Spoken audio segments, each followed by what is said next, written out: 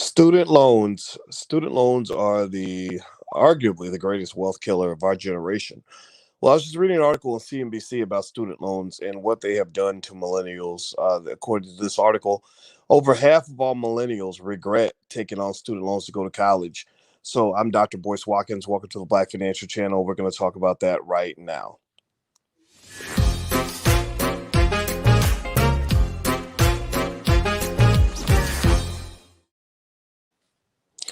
Hey, what's going on, guys? My name is Dr. Boyce Watkins. Welcome to the Black Financial Channel. That's theblackfinancialchannel.com.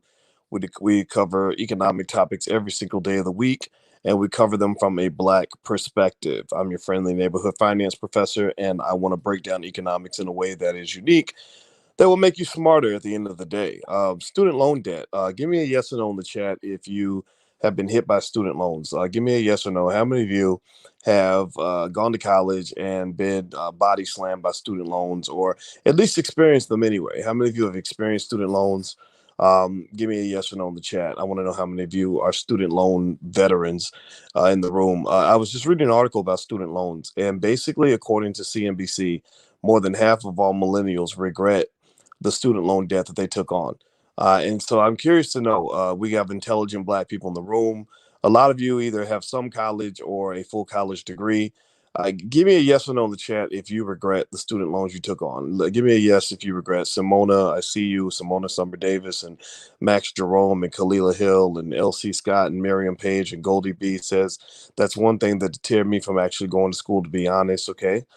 Black Beauty Barbie 3, Musa Lee. All right, so let's dig into this a little bit. Let's talk about student loans. Student loans is something I feel very passionate about. I remember when I was on the faculty at Syracuse University, and I would meet a lot of the Black students that were there. And right now, I think for Syracuse, a year at Syracuse is about $70,000 with room and board included. And I can tell you right now, Alicia and I, we're both college professors, and we're sending our 17-year-old to college along with their dad. Their dad is a very smart Black man who is also going to chip in on the bill. And one thing that we're just not doing is we're not going to go and spend a ton of money to go to college. We're just not going to do it. We have different points of view. We all agree that college is valuable. I think Alicia feels like college is absolutely necessary. Our son Quincy, his father is an engineer. College helped him to become an engineer. So we both agree that when you go to college, you want to go into a career that's going to make you some money. And me, I'm the guy who just says, yeah, college is cool, but I really want the boy to learn how to make some money. That's what it is, right? I think the number one skill for young Black people is not just going to school. The number one skill is figuring out where the money resides. That's what it is. College and education certainly can benefit you. You guys know I'm all about education. I'm all about being intelligent. That's why I say this is the platform for intelligent Black people. It doesn't mean you are intelligent. It means you value intelligence.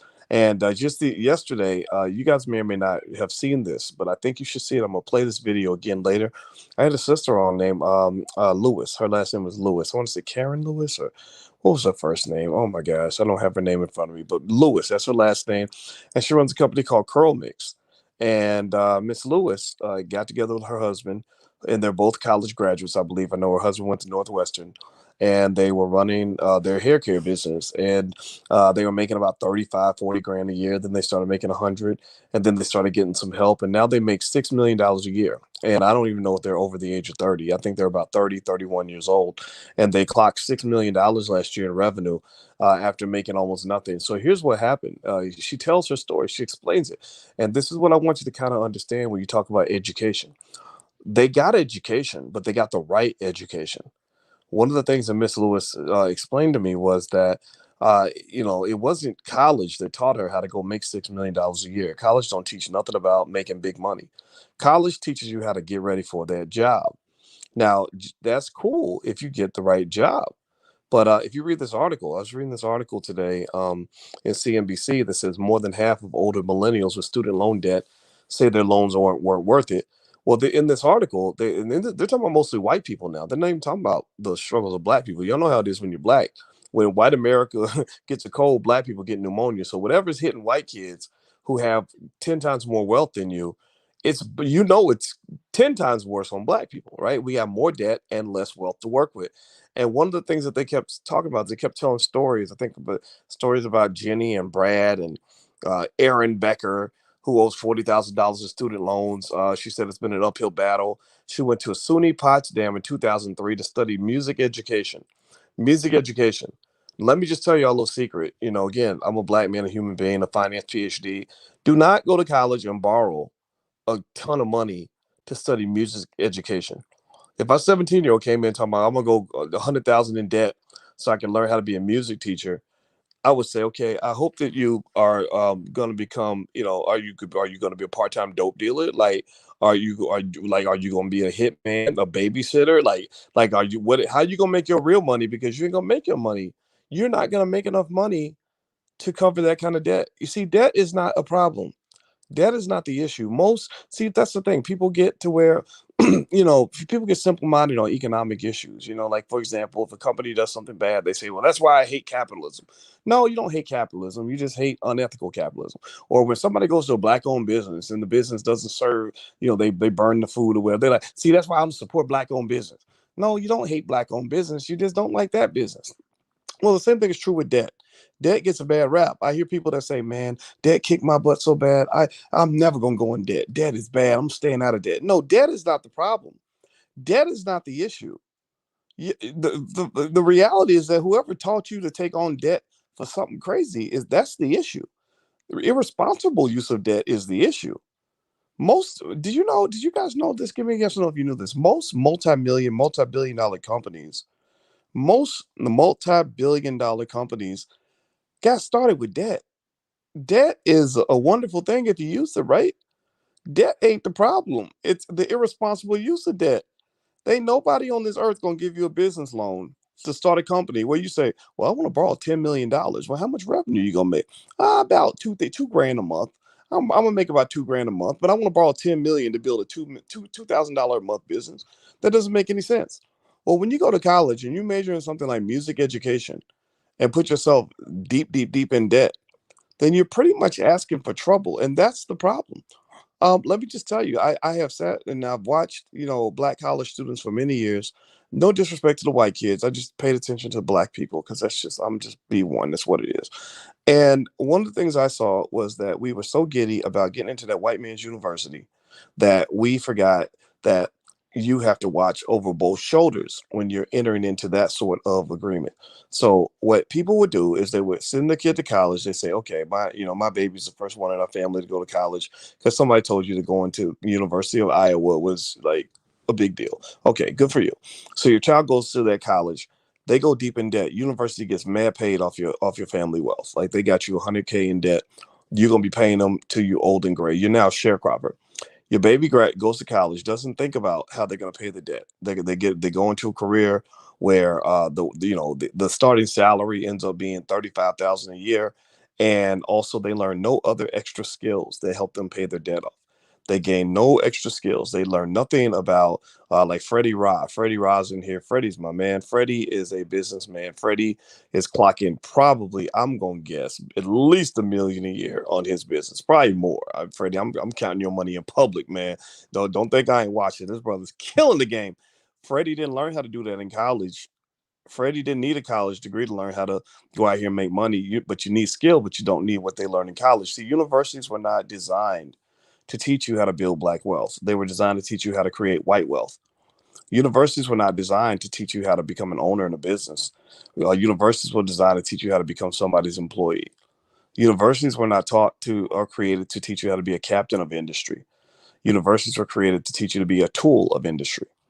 So ultimately, many of you, unfortunately, it's not your fault. I mean, it's the big rope a dope. That's what white supremacy does. If you get caught slipping and sleeping, they're gonna rob you blind. They will take all your money and then laugh at you. But the reality is that you got to change the paradigm of how you talk about education in your household. The number one skill a young black person needs, especially a young black man, where you go out in this job market and get fired on your day off, like Smokey from the movie Friday. You're gonna get fired on your day off.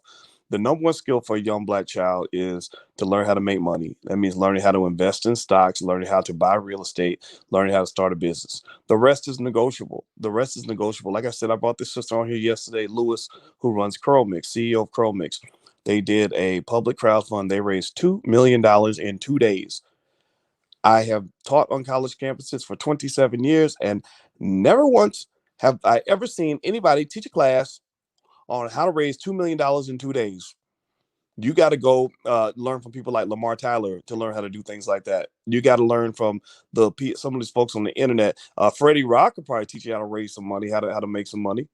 But these college professors can't teach you that. And these are not even black universities to begin with, so they're not going to position you to be able to handle that massive amount of debt, especially when you have no capital base to begin with. You see, black people, let's talk about black people more specifically.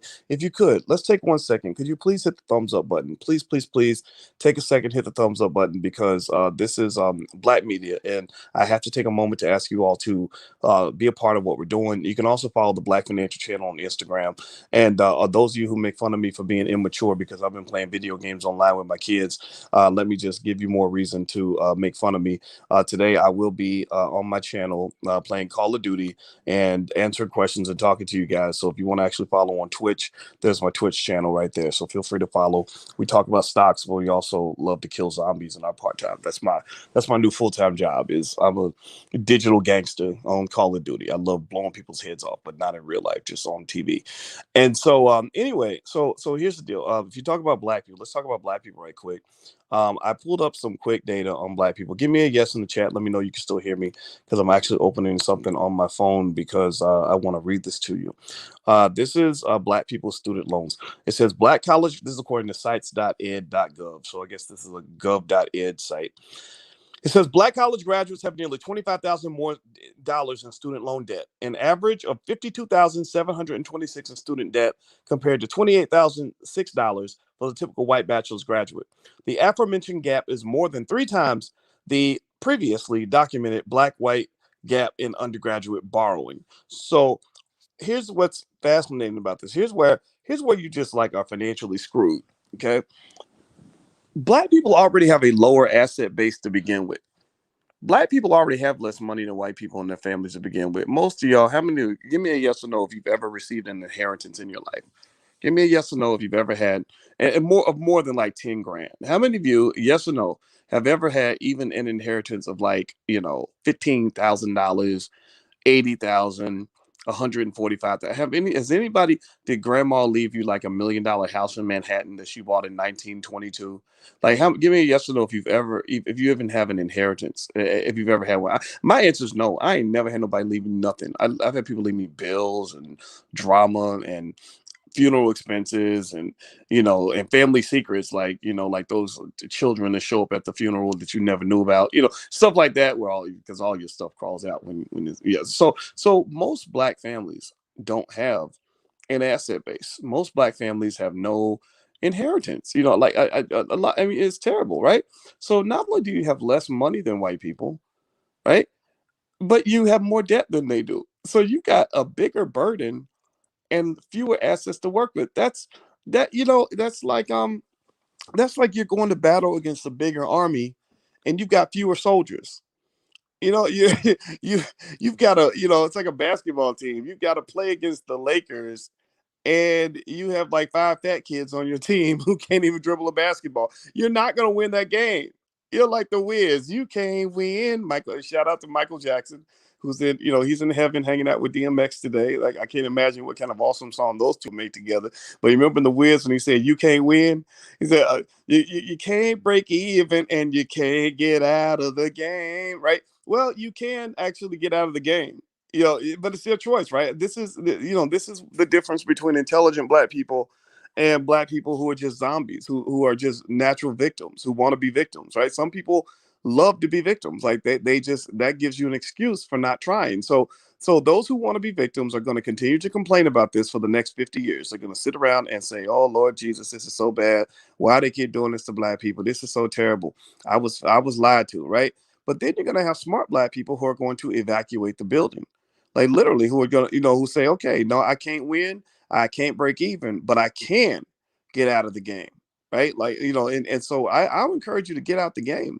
Don't, when you send the kids to college, it's student loan debt is not the culprit, right? Like I said, our 17-year-old is going to go to school, study engineering. So even if he never becomes an entrepreneur, he'll probably be able to handle whatever little debt he's got to take, right? And plus, he's got three parents that make good money who are going to make sure he's good. We've been investing and saving and all this other stuff. So he's going to be straight, right? Even if he never becomes an entrepreneur. But two things we're not going to do is, one, we're not going to overspend for college. Ain't no $70,000 a year situation going to happen up in this house. I can afford it, but I'm not going to waste my money on that ever. Number two, I'm going to reiterate the message that he'll get from me is, look, if you're a black man that wants to be free and financially secure, you better go learn from people like Freddie Ra. You better go learn from people like Lamar Tyler, who can, or like Miss Lewis. I don't remember her first name, but she was on yesterday on the channel. You better learn from people like that. You better learn from the free black people who know how to make their own money. Those are the ones who will not only teach you how to have enough money to handle your debt, but they will teach you how to have enough money and freedom to really live. I mean, think about this. Even if you can pay that debt back, you're selling yourself into corporate slavery. A lot. See, back 200 years ago, Massa used to sell us into slavery. That we were born and the white man be like, okay, this Negro goes for $244 and you had to go. Now you don't have, nobody's selling you into slavery. But here's what happens. In America, there's this thing called capitalism. And to play the game of capitalism, you have to have capital. And most of us have no capital because there was no inheritance left for us. White people been stealing our money for 300 years. They ain't gonna pay you no reparations. We not anytime soon. And when they do, it's gonna be a bunch of BS. But when you have no capital base, what you have to do, the only capital you have is what they call human capital. At that point, you have no stocks, you have no real estate, you have no business that generates income, like say the Asian community where they got a hair salon and a couple nail salons in an apartment building that generates monthly income. You don't have that. So when you have no capital base, what you have is you have human capital. Human capital is your labor, and sometimes it's your body. That's why it's so dangerous when you have Cardi B teaching little girls to sell the best, the most interesting part of their body for a bag of potato chips, right? She has their lyrics: shake it real fast, get a little dough; shake it real fast, get a little mo, or something like that. Shake a little ass, get a little dough; shake it real fast, get a little mo. That's what it was, right? So she's literally teaching little girls to become strippers because she's basically from a culture where there is no capital base, and that she's telling them that what you got between your legs is what you sell to the world in order to pay your bills. I don't know about you, but I don't want my daughter in that situation ever. Well, for the men, what happens with us is we have to end up selling our labor. We have to go into these humiliating situations for very low wages, and we have to work until we die because we're not making enough money to really take on the massive amount of debt that we've taken on. Half of all black college graduates default on their student loans. When you default on your student loans, not only are you falling financially behind, but your credit is ruined. When your credit is ruined, that means that you no longer have that ability to even begin that journey toward building wealth. You are deeper into slavery because when it's time for you to go try to buy a home, you can't because your credit's jacked up. Right? No, I'm not making fun of anybody. I'm just telling you the story how it all breaks down. I've seen it 1,000 times. Number two, when you decide you want to go buy stock, you can't even get money to do that. You decide you want to go and start a business. Well, you can't get $5,000 because you don't have the credit to go borrow $5,000. Right. So what I'm saying to you is that these are the traps that people fall into. What this study says in the articles in CNBC, and it talks about millennials and student loan debt, and it says half of all millennials regret taking on their student loan debt. And if white people who have 10 times more wealth than you regret, half of all white millennials regret taking on student loan debt. If white folks feel that way when they have 10 times more money than you and less debt than you, how do you think it feels to be black? That's the reality. So please be smart. Put your kids in places where they can learn how to start businesses and get ahead. Don't send them down the same economic death path that so many of our young people go down. It's not going to lead to happiness. It's going to lead to depression, and they're just not going to do very well. So anyway, here's something I want to offer. If you guys want to go take a look, I actually put together a curriculum on what I call the Economic Survival Kit. It's designed specifically for Black people. So it's part of something I put together in the Black Business School. This is based on my PhD and my expertise. You can feel free to go take a look at economicsurvivalplan.com. There's the URL. So feel free to go there and take a look. And as you guys know, tomorrow we're doing the Black Love Weekend. That starts tomorrow morning, Saturday morning.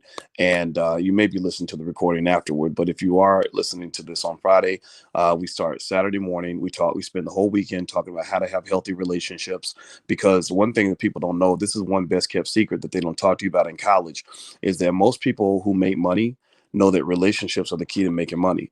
I don't know if Freddie Rod's still in here with all his trillions that he's making from his wonderful business, Urban Intellectuals, but anybody in here that's got money in the pocket, give me a yes if you can confirm that relationships open doors. Give me a yes if you confirm that healthy relationships is how you can get ahead and get opportunities.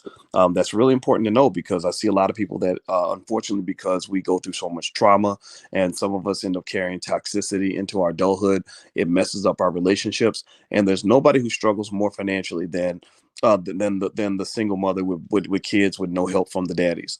Nobody who suffers financially more than the single father with babies everywhere that he can't take care of. This is bad relationships. If you got together long enough to go make that baby, then I hope you will invest also in making sure that you can give that baby a solid home. I believe in Black family, man. Why is that so radical? Why is it so radical to say that I believe Black people should get along, and that two parents who make a baby should find a way to see if they can keep their family together? So there are skills out there. There are real relationship gurus out here who have real credentials, not some guy that's going to tell you what you want to hear so you can get your money, or somebody who's going to beat you up and yell at you because you don't agree with what they say. I'm not making fun of anybody else, but what I am saying is that there are credentialed people with PhDs, master's degrees, licenses, licensed therapists who are coming through. Couples have been married, they've been in the game, been married 30, 40 years. You get advice, relationship advice from single people. Well, they can teach you how to get some ass for sure. They can probably teach you how to hook up. But if you try to really link it to stay hooked up, then that's a different thing. Like, getting hooked up is easy. God and Mother Nature designed that process for you. Men are naturally attracted to women. Women are naturally attracted to men. But getting hooked up is easy. It's staying hooked up that takes a lot of work. And I keep making fun of my friend Freddie Rod, just in jest, because I love Freddie. He's a great brother. But I met his wife. His wife is a wonderful lady, and they have a family business. They're thriving over there because they know how to keep their family together. If you can't keep your family together, then you're going to spend all your time fighting and none of your time building. You can't build in the middle of destruction. So that's what the Black Love Weekend's all about. It's totally free. Feel free to go to the URL if you'd like to join us. You can register, and we start Saturday morning, and it's nothing but relationships all day. Dr. Alicia will be there. She's a couples counselor. But then we also have a lot of other good people: Dr. Charn Timms, S.T. Brown, Dr. George James, Dr. Adrian Carter, I think this is, or Adrian Carter, I want to say. Adrian Peterson's a football player, and a lot of other great people. So feel free to join us. All right. So I'm out of here. Love you. I hope you guys have a good day. Please hit that thumbs up button on your way out. We are building Black media. We could really use your help, and we appreciate you. So talk to you soon. I'm going to go play my video games with the kids. Talk to you later. Peace.